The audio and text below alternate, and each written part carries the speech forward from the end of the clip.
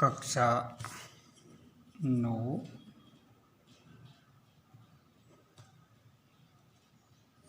तो हम पढ़ रहे थे परमाणु सिद्धांत।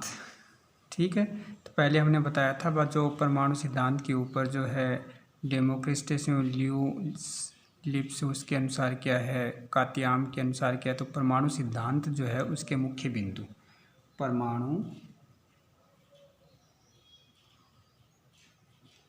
सिद्धांत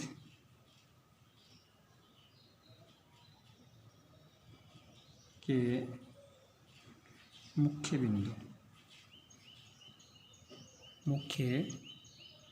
बिंदु कौन कौन से। परमाणु सिद्धांत के मुख्य बिंदु हैं, पहला है सभी द्रव्य छोटे छोटे कण परमाणु से बना होता है। सभी द्रव्य, पहला पॉइंट क्या है, सभी द्रव्य छोटे छोटे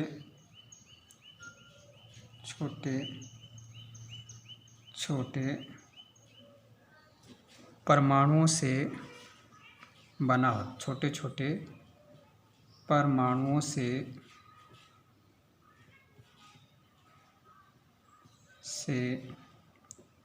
बना होता है। समझ में आ गया। दूसरा क्या है, परमाणु अविभाज्य कण है, जिसको न तो नष्ट किया जा सकता है और न इसको निर्मित किया जा सकता है। दूसरा हम क्या देखते हैं, परमाणु अविभाज्य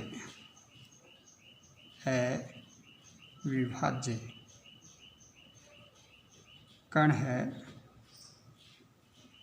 यानी इसे आगे और विभाजित नहीं कर सकते। परमाणु क्या है, अविभाज्य कण है, इसको न तो नष्ट कर सकते न ही इसे उत्पन्न कर सकते हैं। अविभाज्य कण है जिसको न तो नष्ट कर सकते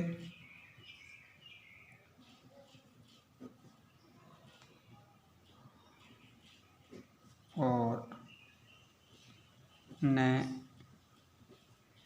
निर्मित कर सकते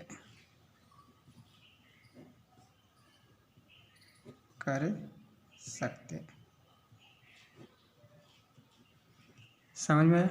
क्या है, अविभाज्य कण जिसका न तो हम निर्माण कर सकते न उसको नष्ट कर सकते। कि कोई चीज़ ऐसी है जिसको हम पीसते जाते हैं, लास्ट में एक ऐसा कण बचता है जिसे आगे और हम विभाजित नहीं कर सकते। वो अविभाजित कण ही क्या है, परमाणु है।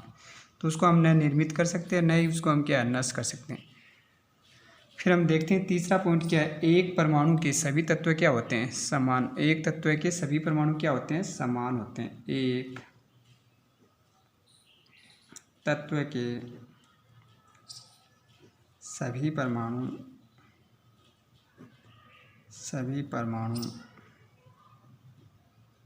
समान होते हैं,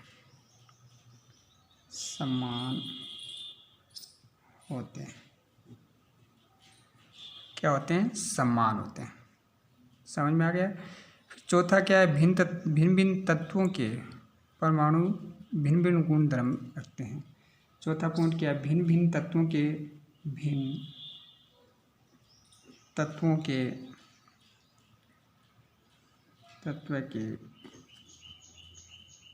सभी परमाणु भिन्न तत्व के परमाणु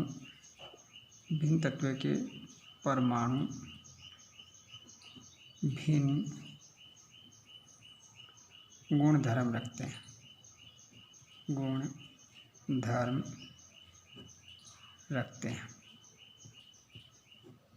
भिन्न गुण धर्म रखते हैं।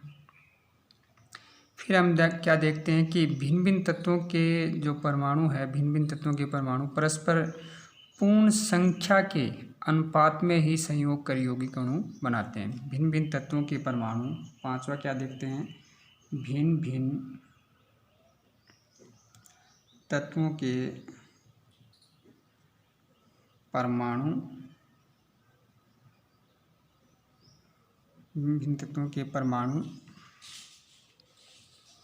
परस्पर पूर्ण संख्या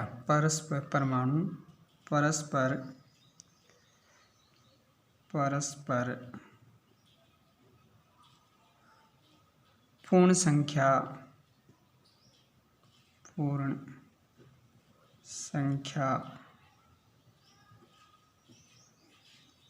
के अनुपात में ही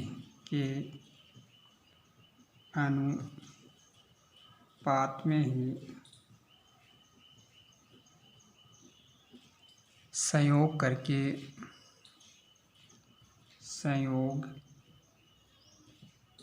करके यौगिक अणु बनाते हैं।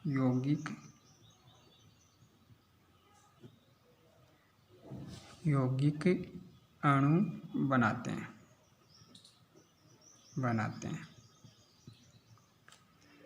जैसे चोक है, एक यौगिक है, उसके छोटे छोटे टुकड़े हम तोड़ते हैं, वो क्या है? अणु है। फिर उन टुकड़ों को हम पीस कर जो अंतिम कण प्राप्त करते हैं वो क्या है? परमाणु है।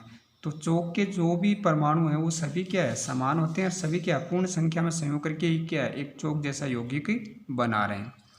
फिर उसके बाद में छठा पॉइंट हम क्या देखते हैं कि रासायनिक परिवर्तन वस्तुतः परमाणुओं का संयोजन, वियोजन अथवा पुनर्विन्यास होता है।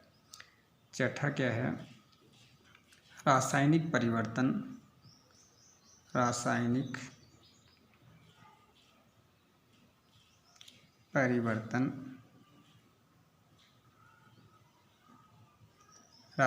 परिवर्तन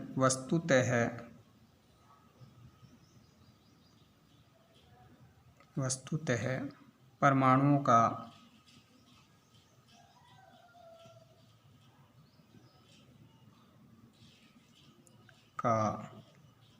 संयोजन,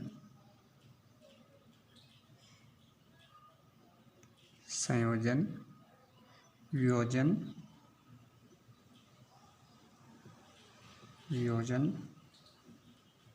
अथवा पुनर्विन्यास होता है। अथवा क्या होता है? पुनर्विन्यास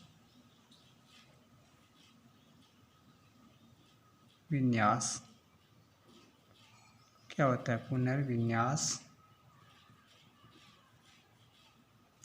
है? पुनर्विन्यास होता है। ये क्या है? परमाणु जो है उस सिद्धांत के मुख्य बिंदु हैं। समझ में आ गया? अब 19वीं शताब्दी के अंत तक विभिन्न प्रयोगों की श्रृंखला से स्पष्ट हुआ कि परमाणु में कुछ छोटे छोटे कण उपस्थित होते हैं जिन्हें क्या है? अपरमाणविक कण कहा गया। क्या कहा गया? अपरमाणविक कण कहा गया। 19वीं शताब्दी के अंत में 19वीं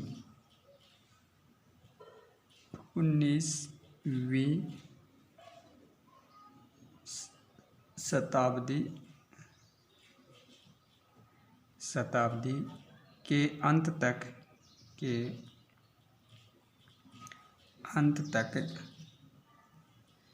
विभिन्न प्रयोगों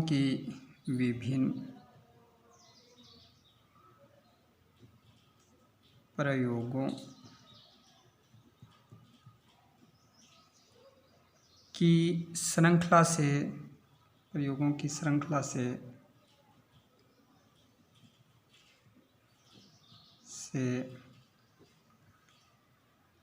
स्पष्ट हुआ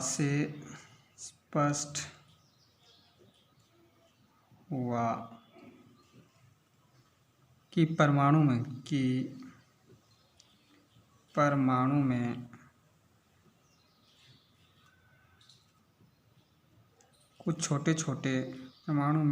कुछ छोटे छोटे क्या होते हैं? कुछ छोटे छोटे कण उपस्थित होते हैं। कुछ छोटे कण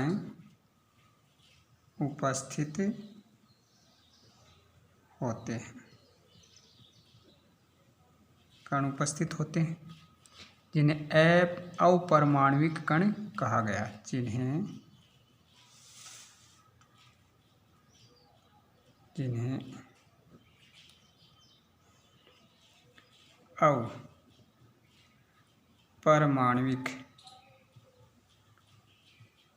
अपरमाणविक कण कहा गया।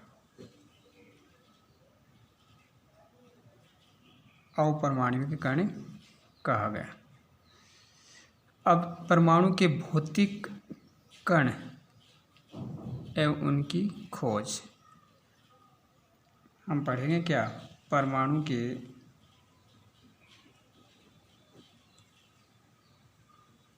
भौतिक कण एवं उनकी खोज। परमाणु के भौतिक कण एवं उनकी खोज। समझ में आ गया? पहला है विद्युत विसर्जन नलिका से। विद्युत विसर्जन नलिका। विद्युत विसर्जन नलिका। अब विद्युत विसर्जन नलिका, अभी विद्युत विसर्जन नलिका क्या है? क्या है कि एक लंबी कांच की नलिका होती है। क्या होती है? एक लंबी कांच की नलिका होती है, जिसके दोनों सिरों पर धातु इलेक्ट्रोड लगे होते हैं। जिसके सिरे पर क्या होते हैं? धातु इलेक्ट्रोड लगे होते हैं। वह इससे एक निर्वात पंप जुड़ा रहता है। क्या जुड़ा रहता है? निर्वात पंप जुड़ा रहता है, जिसके द्वारा नलिका में दाब घटाया बढ़ाया जा सकता है तथा इसके द्वारा नलिका में निर्वात भी उत्पन्न कर सकते हैं। नलिका में क्या कर सकते हैं? निर्वात भी उत्पन्न कर सकते हैं। विसर्जन नलिका ये है। जैसे ये एक नलिका है। क्या है?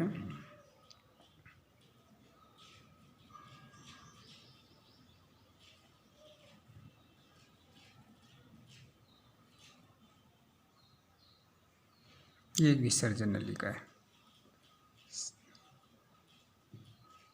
समझ में आ गया? क्या है? विसर्जन नलिका। अब इस विसर्जन नलिका के अंदर क्या करते हैं? एक निर्वात जोड़ देते हैं। क्या जोड़ देते हैं? एक निर्वात।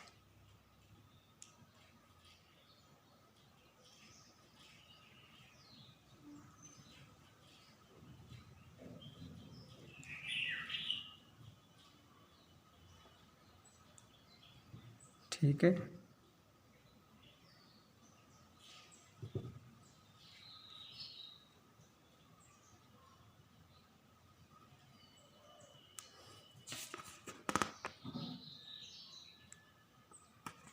इसमें ये क्या? कैथोड किरणें। क्या है? कैथोड किरण। ये कैथोड किरण है। ये कैथोड है और ये दूसरा क्या है? एनोड है। ये एनोड है और ये क्या है? कैथोड है। कैथोड और एनोड।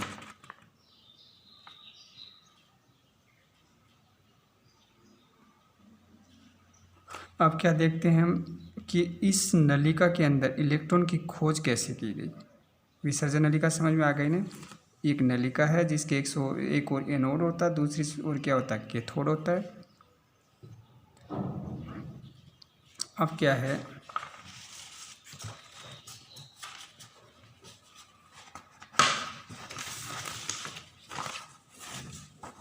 कि इलेक्ट्रॉन की खोज कैसे की। तो जे थॉमसन जो है, कौन?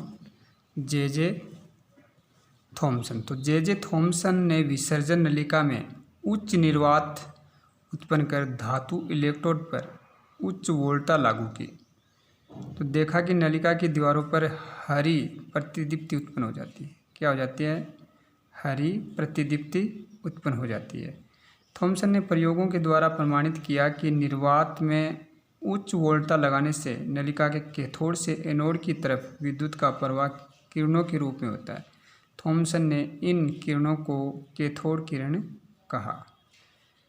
क्या कहा? कैथोड किरण। तो विद्युत विसर्जन नलिका समझ में आ गई। अब इलेक्ट्रॉन की खोज जो है उसके बारे में जे थॉमसन ने क्या कहा था, कैथोड किरणें क्या है, ये कल की क्लास में